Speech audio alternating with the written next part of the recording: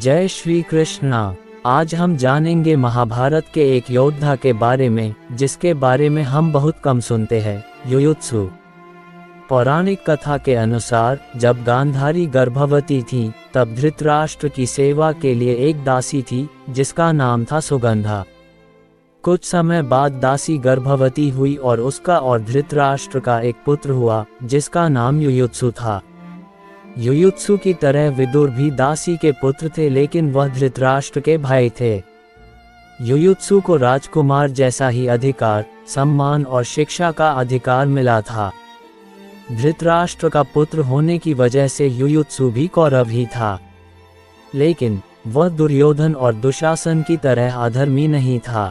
वह धर्म का जानकार भी था, जिसे दुर्योधन ने कभी अपना समझा ही नहीं, क्योंकि वह उसकी माता से उत्पन्न नहीं हुआ था और धर्म और नीतियों की बातें करता था। युयुत्सु का जीवन उन चुनौतियों से भरा था जिनमें उन्हें अपने परिवार के अधर्म के खिलाफ खड़ा होना पड़ा। कौरवों के साथ होते हुए भी उन्होंने कभी भी अन्याय और अधर्म को नहीं अपनाया। द्रौपदी के चीरहरण के समय और पांडवों को वनवास भेजने की षड्यंत्र की घटनाओं ने उन्हें आंतरिक रूप से आहत किया। उन्होंने इन कुकर्मों को होते हुए देखा और यही उनके भीतर एक संघर्ष का कारण बना, और महाभारत के महायुद्ध में ना चाहते हुए भी इन्हें दुर्योधन के साथ रणभूमि में आना पड़ा।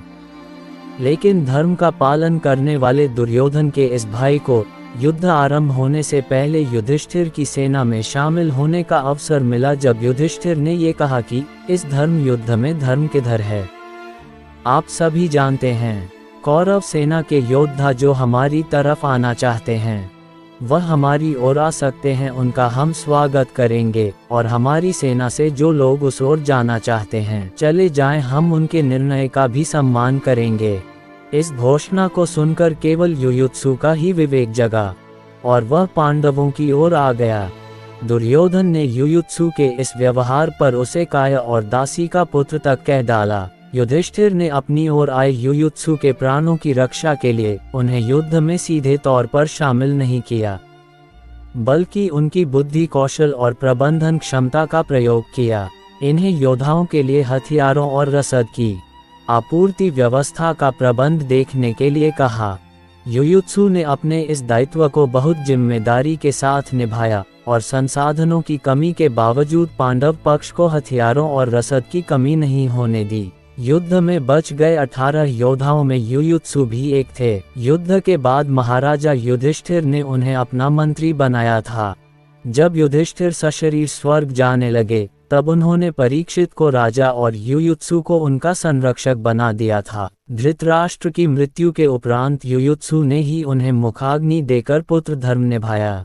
युयुत्सु का जीवन हमें ये सीख देता है कि सत्य और धर्म के मार्ग पर चलने के लिए बहुत साहस चाहिए होता है, चाहे परिस्थितियां कितनी भी कठिन क्यों न हो। जब हमें सही और गलत में से किसी एक को चुनने का मौका मिले तो हमें सत्य का पक्ष लेना चाहिए। ऐसी ही और कहानियों के लिए हमारे चैनल को लाइक और सब्सक्राइब करें।